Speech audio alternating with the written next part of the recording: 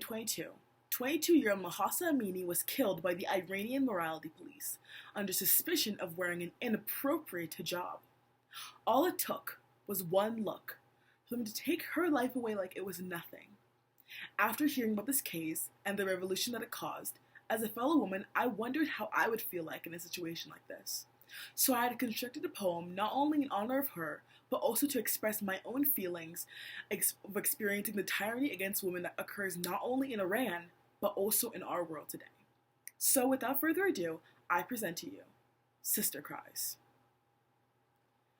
They expect us to sit in silence while we are bound down to the ground. They expect us to be kind and not make a sound while they are crowned. The shell of a woman, that is what they want. One that's not a know-it-all, and that is at their beck and call. One that sits pretty and that does not question, while they felt the need to slap her over a mere suggestion. They believe that we are all sinners, filled with lust and impressionable, but their thought process couldn't be more questionable. That they believe that if not for an iron hand, then the woman would run the land, and that is why it's banned. So covered and cloaked, and away we go, moving through life by the side of a man. But show me the woman who defies the shackles given to her at birth, the shackles that are expected to be worn in silence.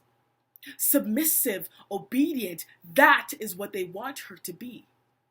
But little do they know that this woman thinks for herself, even if it's just quietly. And she lets them all believe that she is their fool, but discerns far more than they could ever perceive, and uses the sweet men as a tool in her plight for victory. This woman burns from the inside as the desire to destroy the system that oppresses her collides. This woman's heart has cracked under the pressure, and with that she has found a great treasure, the desire for freedom and to silence her oppressors. It bursts out of her cracked heart like a roaring flame, seeking to let them know of her great name. She no longer fears punishment and death as long as she dies alongside her sisters, who she just met through their shared debt. Under the cover of oppression, the woman stayed for years and decades with no freedom of expression and the burden of repression. And it disgusts me that it took one woman, one brave and powerful woman, to be brutalized by the system that protects them, for the others to see what also awaits them. And then, that is when the world started to open their eyes. And now the world sees. When you held your headscarf, exuberant and twirling like a child in front of the bonfire on the black street, your power, snarled and grand, brought pride to the world.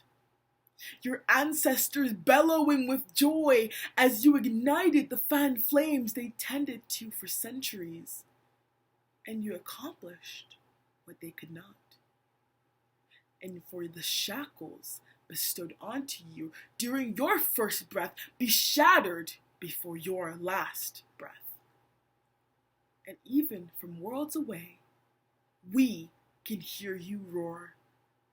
So do not stop fighting, dear sisters, do more, and the world is behind you until the very last war. They should have never given us uniforms if they did not want us to be an army. So now we showed them that we can no longer just play with the Barbie, but with their whole entire country. Until every shackle is broken and every word has been spoken. So take heart, dear sisters.